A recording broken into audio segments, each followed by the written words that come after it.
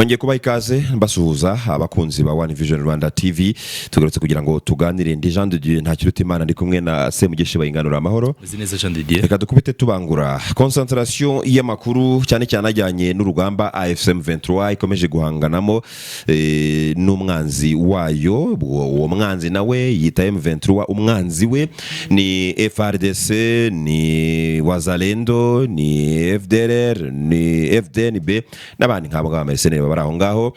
Aho muri Kivu y'Amajyepfo rero muri Fizi habonetse intwaro nyinshi, amavarize agera ku 100 cyangwa saga 100 arimo buri imwe intwaro zigeze muri 80, amabombe ya milimetero zigeze muri 400, zikaba ari intwaro zikomeye cyane ndetse hagaragaye n'amadrone kimwe mu byifashishwaga cyane. Icyari kigamijwe ngo ni iki? No kugira ngo bajye ku retakinga cyangwa se kongera gufata .0 kuyaka MA23 wa M23 ko mu minsi yashize twabwiye ko yafashwe ndetse ari nagace k'ingenzi cyane, kandi ibyo ngibyo hakaba ari bimwe mu byashoboraga kwifashishwa muri uko kujya kwisubiza .0. Ibi ngibi birerekana iki? Cyane cyane ko M23 imaze igihe rwose kuva yatangira ivuga iti dufite umuterankunga w'ingenzi.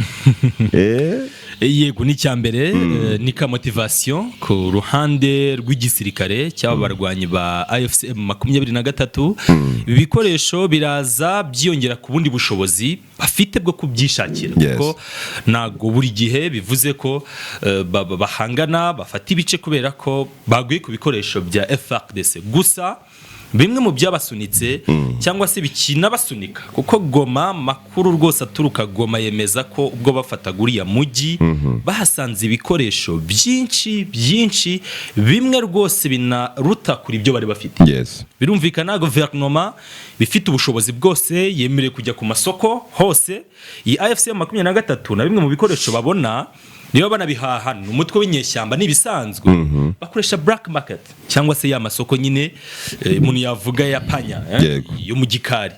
Hari ibikoresho rero aho ngaho utahasanga. Leta yemewe y'ibifite ubushobozi bwo kugana cyangwa se no kujyana amasezerano n'ibihugu bafata buri kimwe bashatse pfa kuba babona ko hari cyo cyabafasha. Kandi bari muri ishuri yafatiwemo ibikoresho byinshi kugeza kuri suko 25 abantu barabyibuka. Indege yafatiwe hari ya Goma ntago turabona MA23 ikoresha. Gusanga ikoresha ndi kuvuga ntago turabona muri reports zandikwa n'iki habe FARDC abe gusa barayifite. Of course barayifite, ariko ntago bivugwa nanubwo bigaragara ko hari aho wenda yaba yarakoreshejwe. Gusa nimwe muzafashwe. Yego za tank militaire abantu barabyibuka ibindi bikoresho byinshi. Aha rero hafatiwe ya madrone n'izi bombe za milimetre hafi 400 wabisobanuye, n'ibindi bikoresho byinshi bisa nk'ari igitero bagabye bafite aya makuru. Yego kuko niba hari ikintu gikora neza n'ubutasi bwa MA23 cyangwa se kira gisirikare cyabo, bigaragara ko inzego zabo z'ubutasi zikora neza. Hari gufata icyo gice bari kugenzura, hanyuma rero binabongerereho nyine ako ka motivation mu bya gisirikare bafite. Ku munsi w'ejo to breaking by'amakuru hariya hafi na Baraka, iyi nkuru ntago twayikomojeho. Kubera iki? Kubera ko ni nibice byafashwe ariko name rwani hamba yibayeho. Basigaye irasana ryumvikanye ni resistance yari hari, ariko na kenshi nizabazarendo munda kenshi kikubwira ko MA23 igiye kuza mu bice tangira kubona abahunga benshi abari ingabo za leta n'abandi bafatanye ibikorwa babo. Nako rero byagenze hariya bagiye kwinjira mu mujyi basanga usa nkaho usukuye, uretse iyo mitwe imwe n'imwe birimo resista barasanaho gato, bundi basa nko bagiye bafata. Hanyuma rero baga kuri ibi bikoresho, ariko biba bisa nkaho abana baguye gitumo kuko bafite ayo makuru bagakwiye kubijyana. Nta guhunga akwiye guhunga wenyine, akwiye guterura ibyo bikoresho byose akabijyana. Bisa nkaho ari special operation cyangwa se nyine bagabye surprising attack. Bagashiduka bigenza uko bakabona igihe cyabarenganye bagakiza amagara, ibikoresho bigasigara aho ngaho MA23 ikabifata. Yego tuvuze ku by'umuterankunga, uyu numwe mubafasha naho ubundi nabo basanga ubushobozi bwa gisirikare bubasunika, ariko iyi nayo abari motive ikomeye, kuko iyi Baraka nubwo hari amakuru namwe mu mashusho akomeje gucaracara ku mbuga nkoranyambaga agaragaza ko amapikipiki batangiye kuyurira bahunga bava muri Baraka, ariko ni umujyi usa nka washyizwe mu rukuta rukomeye. Sinahita nshimangira ko iyi Baraka bizagenda nk'uko bafashe indi mijyi. Ubonye kuyifata na rugamba mu by'ukuri rukomeye rwabereyemo uko byagenze Goma cyangwa se uko byari biri mu bice bitandukanye muri Kivu ya ruguru. Uvira nayo dukikije uko buremere bwayo nuko twayikekaga, twumvaga ibyabereye Goma bizisubiramo, ariko bajya kuhagera basirikare benshi basa nk'abavuye mu mujyi.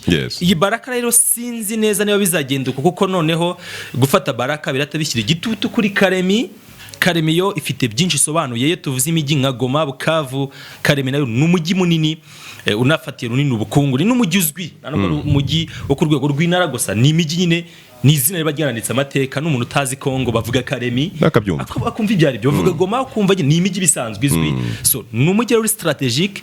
Mbona ko Baraka ishobora kuzabura urukuta rukomeye, nubwo ari amafoto nyine cyangwa amashusho agaragaza biyurira amapikipiki basa nk'abagenda. Hari icyo mbona mu gufata izi ntwaro zabaye abandone, zasizwe. Mu minsi ishize bihano bya UN bitagetinga AFC MA23 nka entity, ndetse n'abantu bamwe muri yo bagiye gutya bakabafatanya n'aba FDLR, ibyo twabigarutseho kwabyo na ADF. Harimo ko AFC M23 ibaye band mu kugura intwaro. Aha rero iyo uhise urekipera intwaro nk'izi ngizi ni ikintu gikomeye cyane ubukoze, ni support ikomeye. Ngo n'uraza uvuga ngo bagura kuri black market, ariko buryo iyo haje ibintu by'ibihano, burya nugurisha kuri black market nubwo yakomeza, ariko ukuntu agira amakano kakikango ku buryo mbega iryo gura n'igurisha ntabwo riba kigenda uko risanzwe rigenda. Burya ibihano hari ukubwira uti ntacyo, ariko uko byayina byose ibihano. Ndibuka na Perezida w'u Rwanda Paul Kagame, ubwo ni nk'urugero mfashe rwihuse rw'umuntu ukomeye wavuze ngo ibihano birababaza. Of course birababaza kuko niyo intention ibihari. Ubwo yari muri CEO forum hano abantu baganira n'umutangazamakuru kuri CNN n'iki, haravuga it hurts, yego kuko niyo intention nyine umuntu naguhannye ariko urababaye, nakugomba kubabara, ariko urabalancing hagati yo kwemera kudakora ibyo baguhanira no kubikora hanyuma ugahanwa. What hurts more? Ni iki urabalansinga, ni iki kibabaza kurusha ikindi, ugasanga kuguhana nibyo bibabaza gato gake kurusha uko wari kubyihorera ukabyihorera igihugu cyawe bakakigira intuzi. Now ibyo birababaza AFC M23 uko byagenda kose, nubwo kuri black market bashobora kuba banazigura bagira gute, ariko rero hari ukuntu bisa nibibafunzemo mu buryo bumwe cyangwa. Aha rero ni uburyo bumwe bwo kukuziba icyo cyuho. Ni igihombo nyine gikomeye kuri kuba babifite ba nyirabyo n'ubutegetsi bwa Repubulika ya Demokarasi ya Kongo. Yega amafaranga barafite burasi cyabuze, niyo mpamvu bagira n'ibikoresho barabyo kuri urwo hejuru. Niyo mpamvu bari mu bisirikare bavuga ngo isirikare 8-10 bya mbere muri Afrika barimo. Urebye birabya ira index ya hariya, nta kindi burya bagenderaho. Kimwe mu bya mbere bagenderaho ufite izihe ntwaro byaba bizwi biri organized cyane ko baraniyamamaza bitandukanye n'u Rwanda cyangwa n'ibindi bihugu. Rwanda bari wabona bavuga se ngo twebwe turi kwidarapo dore twaguze indege yitwa gutya y'intambara. Icyo dushobora kubona wenda n'umugaba mukuru suye kigo runaka kagaragara wenda ari muri kagurisha biraho cyangwa imbere y'iyo ntwara, ariko naho bigarukira nyine. Ubundi kandi bagura ko ari na strategy nziza mu gisirikare, ntabwo ugomba kujya kwidarapo hariya ngo twe dufite ikiretiyo nabiri ngombwa. Now ntabwo igihugu uko cyaba gikize cyose kose cyakira ku buryo kizakigura intwaro ejo bakazirekipera zo gutanga ku mwanzi. Naho icyo gihugu nkizi. Icyo ni icya kabiri mvuga ngo ni igihombo nyine gikomeye ku butegetsi bwa Kinshasa, abari setback. Ariko icya gatatu kinakomeye cyane numva ni ikikwereka ngo iyi ntambara irimo amafaranga. Valize zigera ku 100 harimo amabombe 80 buri yose ngaho kuba n'amadrone yagiye agaragara hariya. Harimo amafaranga, ni evolution ijyanye ni kukwereka ngo aha hantu hari amafaranga hari amafaranga menshi. Nungana iki gitekerezo cyawe gifite ijambo. Perezida Felix Tshisekedi ndabyibuka 2024 kwezi ko ari nko kwa 8 niba nibuka amatariki, sinikwibuka amatariki ariko kwezi kwa ruko nguko yivugira ko bateguye budget ya miliyari 5 z'idolari.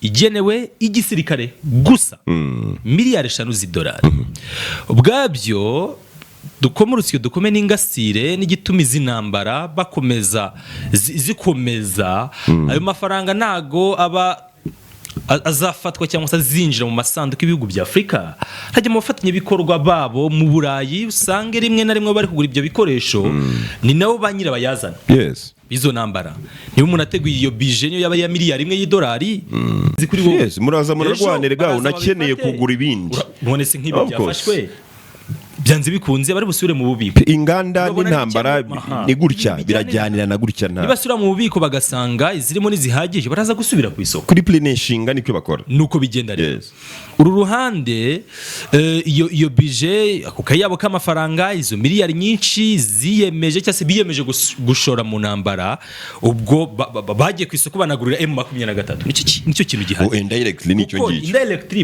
nayo barayigurira kuko niba baraguze Sukhoi na miliyoni nyinshi z'amadolari Sukhoi 25 ishobora ku extending ikagura nka miliyoni hafi 20 kuri 30 z'idolari nta mafaranga menshi n'igikoresho gihambaye yohereje abo barwanyi hejuru ajije gufasha amadrone aya madrone araza amwe muri yo batsinze kabiri kubera iki ubwabyo bakomeza gutaka ibitero by'amadrone ubwo bagabanyije ubukana bw'ibyo bitero kubera ibi bikoresho bafashe ariko nabo bagize ubwo bushobozi bwo kugaba ibitero nk'ibyo ngibyo byo madrone kwa kenshi niba zifashwe gusa ubwo ziri kumwe na nguvuga ni full kit no kuvuga ngo commandment byose ko drone ubwayo ntago yihagurutse ubwo kit yose bayuzuye hari kwifashisha mu bitero bagaba n'ibindi kandi ibingi bigira izengaruka ku rugamba bigabanya umubare wari buze kwicwa ko buriya drone imwe wohereje ahantu runaka hari giri buziga mu buzima bw'abasirikare nka 20 bari kugwaho ushobora gukora damage yari gusaba ko hajya abasirikare nka 50 bakaba wenda 30 bahagwa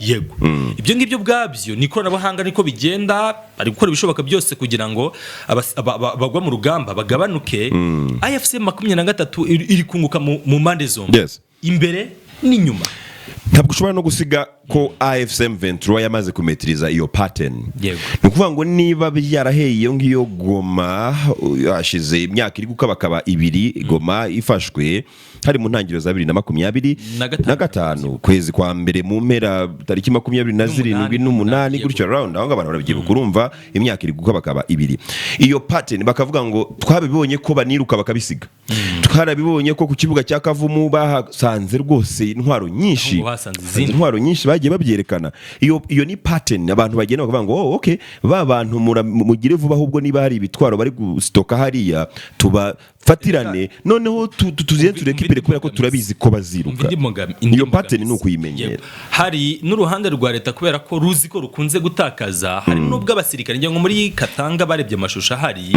usibye ikibazo cy'inzara gihari gusa hari n'ibibazo cy'ibikoresho bavuga ko bidahagije kubera iki kubera ko nubundi ababohereza babazi ko harimo iyo possibility yuko ibyo bikoresho nubundi bazabita bakiruka barabirimitinga rero baraza kubirimita usange niyo nubwo bushobozi cyase kutabasha kuresista ubwabyo suko mwabuze ibikoresho ahubwo nuko mwagaragaje ko nyine mudashoboye kubikoresha ibihari abantu bakavuga ati ntabwo tubisupplyinga rero igute ndibuze gufata wenda artillery izi BM ninyifata se nkayijyana hariya wenda iza gusharinga kuko nicyo kintu kiba ko reba abarwanyi bakoze ibyo birometero byose bakabageraho nuko mutari mufite ubushobozi bwo kubafatira n'abakiri kure nicyo izi mbunda z'imisada zimara niba ndi hano n'urugero nkamenya ko wenda ndiremera menye ko adu yari Nyamirambo ndamutse mfite artillery cyangwa se izimbunda z'imisada nakasharinze ngarasaho ngaho nkamutangirira kure ariko kubera ko wenda izo mfite n'imbunda ziri burase muri metro nka 50